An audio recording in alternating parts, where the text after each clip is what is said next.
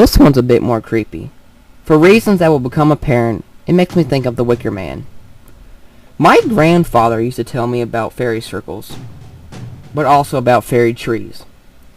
Fairy circles are pretty self-explanatory, and if not, a quick Google will find you all kinds of new age hippie shit. I'm never quite sure if my granddad means that the tree in the story was seen as sacred to fairies or if it was the land. I'm going to say it was a fairy tree because that's how I always understood it. Also, please realize we're talking about scary Irish fairies, not the camp tiny people with wings, because otherwise this would be hilarious. Anyway, my grandpa's village, hamlet, tiny town, there was this old tree that was as old as anyone could remember. It was said to be sacred to the fairies, by which I mean the fucking scary psychopathic Irish fairies, not Tinkerbell, and nobody had ever been brave enough to risk screwing around with it. Even though they were all so very Christian, nobody fucked with the fairy tree. I'm not even kidding. For this reason, this tree was as old as balls. A family inherited the land for farming, but they always left the land near the tree alone, and only farmed and grazed the rest of it. They were duly superstitious. My grandfather went to school with, but wasn't friends with, one of the kids of the family. Time passed. When my grandfather was a young man, one of the sons of the family inherited the land. He was a young, ambitious man with several children and a wife. He didn't believe in all this superstition. He often talked about chopping the tree down, but was always talked out of it by someone else. Several years down the line, he got a chance to upsize and claim several nearby fields and properties, and decided to become a big farmer and level the current field he had going already. So, he chopped the tree down. Very soon afterwards, he went out working in the field and was never seen again. His house was burnt down to the ground on that same day. That much is true. I think the ruin stands to this day. Or, it did when I was small. That much is certain. I've seen the building, so I know something burnt down, and it creeped me the hell out as a kid. According to what my grandfather heard from reports and hearsay, the wife and children had been horribly mutilated and killed. The baby daughter had been thrown on a log fire and burnt to death. The wife had been injured and decapitated. Nobody knows what happened to Mr. Farmer. No matter what happened, whether the farmer killed the family or was killed by angry, superstitious villagers, it was a bloodbath. To my knowledge, or my grandfather's current knowledge, no corpse has ever been identified for the farmer. Make of that what you will. I personally always thought he killed his family. But family murder? Murder by superstitious villagers, a la the Wicker Man or something paranormal? It's a creepy story. It's also something my grandfather really does not talk about very often, which makes me think a village cover-up.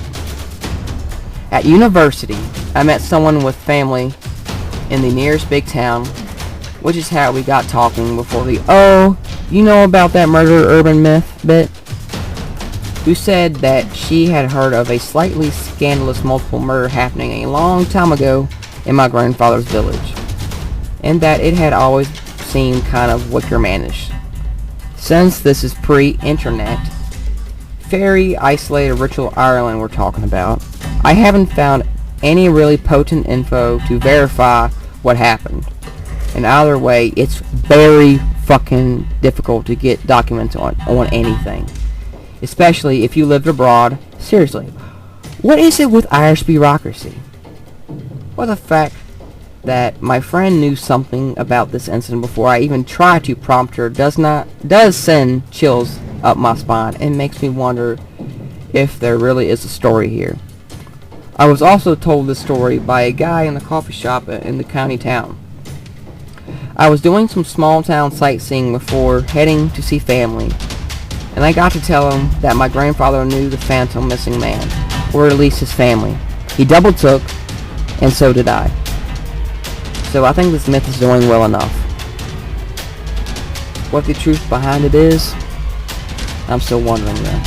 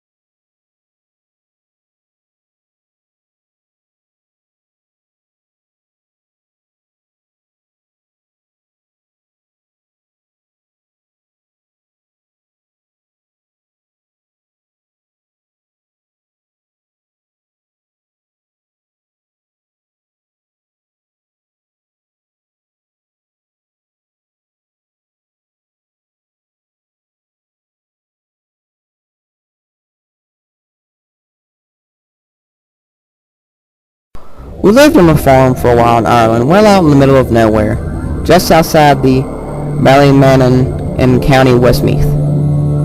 As the story goes, a man used to come home every night to a house he lived in with his mother.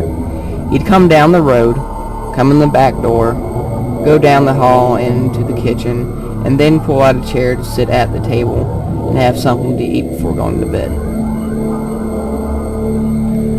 From her bed, his mother heard him repeat the exact same pattern every night. Last night, though, after she heard the door, the steps, and the sliding of the chair in the kitchen, the man was found dead the next morning, hanging from a tree beside the gate to the field he would have crossed as a shortcut to the last stretch of the road to our home. The gate was left open, by the way, which doesn't make sense because we all kept cattle in the field, and they could have easily gotten out. The implication was that he never made it home that night, but his spirit did.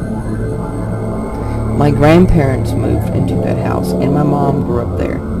Granny claims she heard the ghost herself a few times, but what really gets everybody upset is that to leave our farm, you have to walk down that lonely road and go right past the gate, and many a time it will be open, even though you knew there was no way anybody in their right mind would forget to close it behind them. The cattle did sometimes get loose, believe me, when you were a little kid, and having heard that story a few times, and having to walk down that road alone in the early hours of the morning to go check the cattle didn't wander off, you don't walk past that gate. You run like hell past it. And when you upset a resting flock of birds, and they all alight, you scream for all you're worth. Granny might have been pulling her legs, I suppose, but this was Ireland, around the 1920s, 1930s, when the original events took place. They were hard, turbulent times, and she went to Mass pretty much every night until she passed away in the 60s. She was as straight-laced and devout a churchgoer as you'll ever meet, and unlikely to have made a prank like this. To this day, some 50 years later, the gate is still there, and so is the tree the man hung himself from. It's an ugly, old-looking thing, a perfect hanging tree, and I still get the creeps every time I go back and go past it. I never linger there. Every once in a while, the cattle do still get out and block the road, so we have to go and herd them back in. But I've never told any of the kids about the story that might explain how they got out in the first place.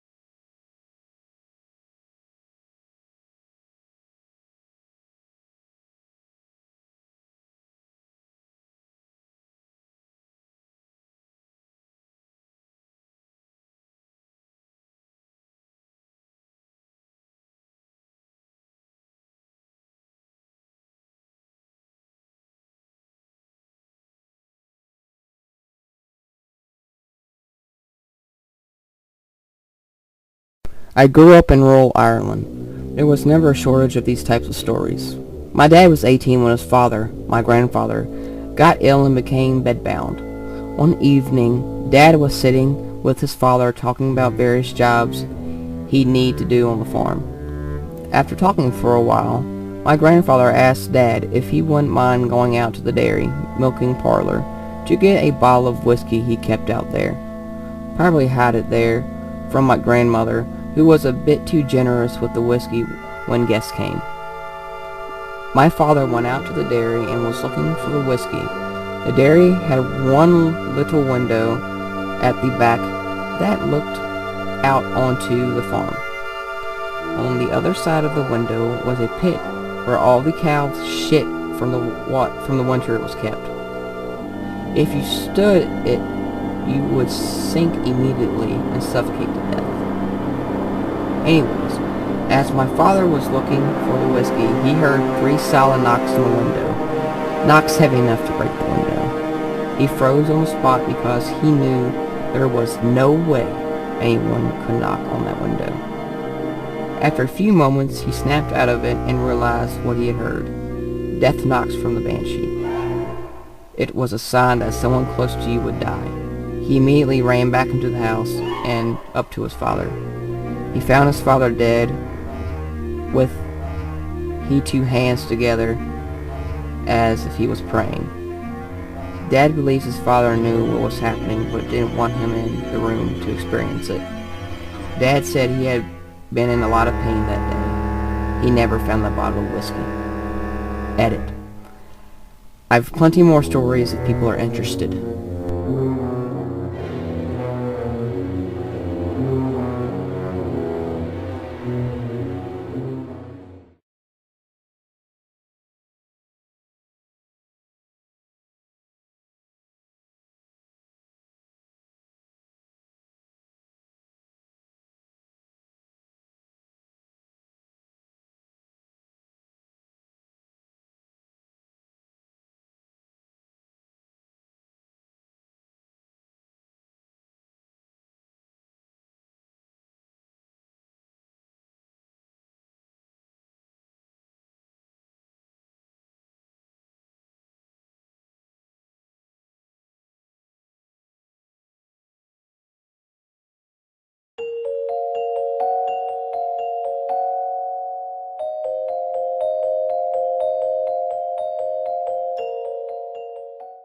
Hey guys, Maniac here, and thank you for watching this video.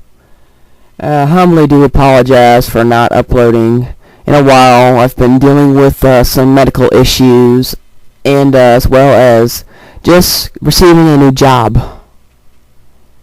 Yes, this job is paying a lot more than the previous one. So I also got more hours. It's full-time this time, so I won't be recording as much as I used to do. But either way, I'm not leaving YouTube. I'll still record videos for y'all that hopefully you'll enjoy.